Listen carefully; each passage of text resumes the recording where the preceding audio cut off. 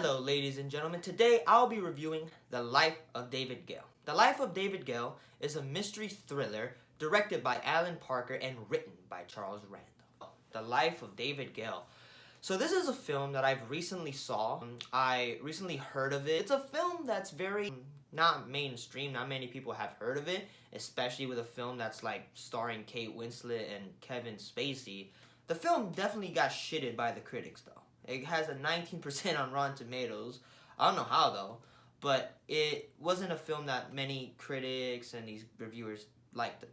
But here's my opinion of The Life of David Gale. Let's start off with the performances. I thought the performances were really good. All around, I thought Kevin Spacey, his performances is always incredible. I've never seen a performance by him where I'm like, this is a piece of shit. Never. Maybe he has. I just never seen it. But Kevin Spacey, when it comes to me seeing his films, he's always had a top-tier performance. Kate Winslet, easily one of the greatest actresses in my opinion. She did such an incredible job. And her performance was really good, especially in specific scenes where shit gets, hectic. I thought she did such a great job. Kevin Spacey is a guy who's in death row for the murder of a person he knows. I think both of them are part of this protesting thing of death row. The film is very showy. I'll tell you that. It's very political in many ways, where it's definitely on the side of death row and how people should not immediately go to death row for crimes. Especially if, let's say, they're a horrible human being and killing them would just be the easy way out.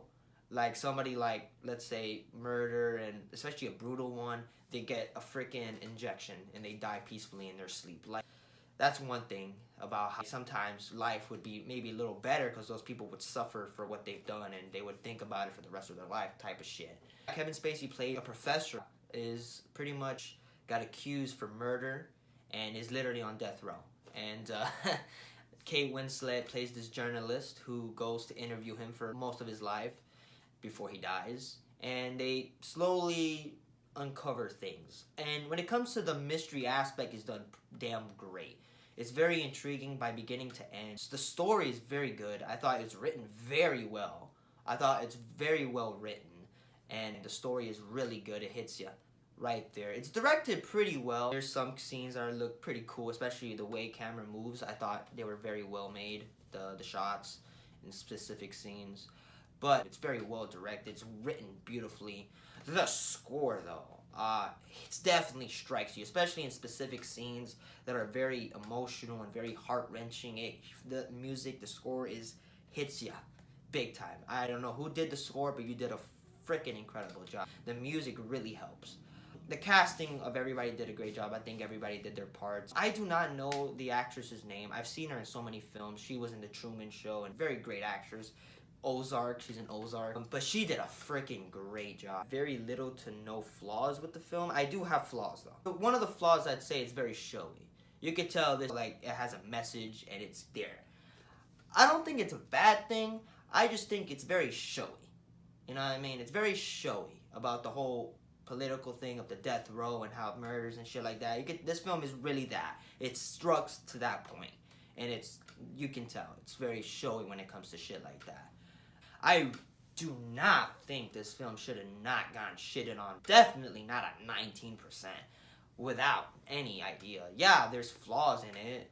Yeah, it's very showy, but all around the film is still a very well-made film. Melissa McCarthy's in the movie. Funny enough, I didn't even know that. And the character she plays is definitely out of what she usually does. But Melissa McCarthy, I did not know she was in this movie, but she did a very good job. Definitely a good job. Definitely better than what she's recently done, sadly. Mystery aspect. There's plot twist that's just like, holy shit, I didn't see it coming. I thought this didn't happen, but it surprised me. Not many movies surprised me, but this film surprised me. The mystery aspect was great. I thought the story was great. I thought the performances were awesome.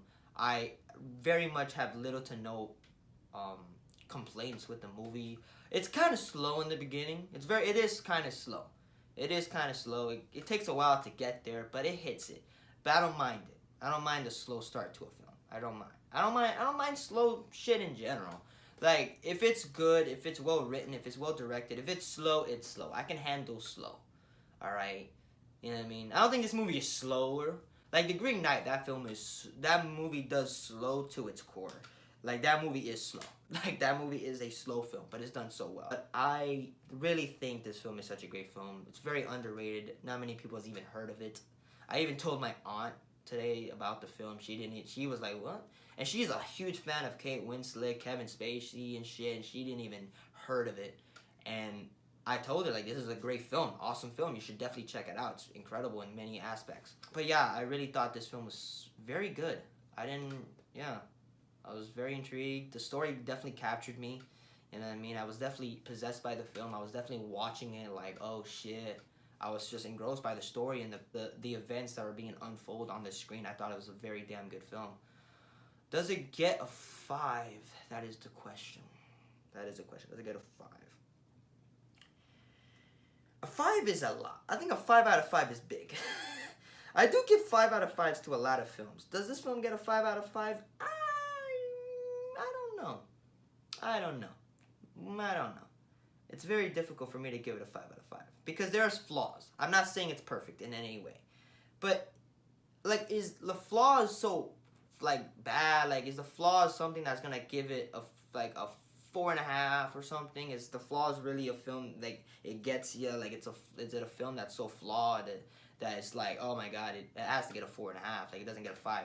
But the flaws are there, but it's not something that's so noticeable. It brings it down. My only flaw with the movie in itself, really, is kind of I don't know what it is, the quality, but the quality is in its time period, I guess. I don't mind the quality. It doesn't feel like a cinematic film. It feels very, like, straight to the point, but I don't fucking mind it. So, honestly, that I don't mind. I don't hate that. The showy part of the film, it is very showy. It's very political. It's very driven and with its message, and the message, it's the message. You can really see from the film that it has a message, and it really is trying to show it to its core. And I think it's trying a bit too hard to show that message, but that's not bad to me. I get, like, that's just a little flaw. So I'm just gonna give it I'm gonna give it a 5 out of 5 stars. I thought it was awesome. The story was really good. The performances were great. The acting was really top notch.